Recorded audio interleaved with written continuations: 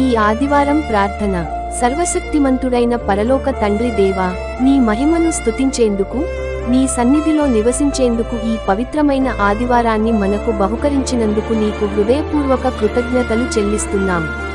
నీ కృపతో గత వారాన్ని దీవించి, కొత్త వారం కోసం మాకు ఆశీర్వాదం కలుగజేసినందుకు నీకు స్తోత్రాలు చెల్లిస్తున్నాం. ప్రభువా, ఈ రోజు నీ ఆత్మతో మన హృదయాలను తాకి, నీ ప్రేమను మరింతగా అనుభవించేలా చేయి. నీ వాక్యాన్ని మన మనసుల్లో నాటిపించి, నిజమైన విశ్వాసంలో స్థిరపడేలా మార్పు కలిగించు. ప్రతి ప్రార్థన, ఆరాధన నీ మహిమ కోసం జరుగాలని ప్రార్థిస్తున్నాం. దీవించిన తండ్రి, ఈ రోజున నీ మందలిలో ఉన్న ప్రతి ఆత్మను పరిపూర్ణంగా ఆశీర్వదించు. రోగులకు స్వస్థతను, నిరాశలో ఉన్నవారికి సాంత్వనను, దుఃఖంలో ఉన్నవారికి నీ శాంతిని ప్రసాదించు.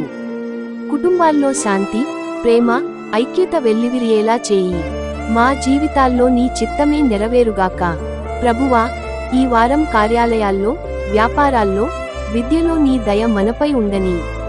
నిత్యం నీ రక్షణలో ఉండి, నీ మార్గాల్లో నడిచేలా మనలను నడిపించు. నీ ప్రేమలో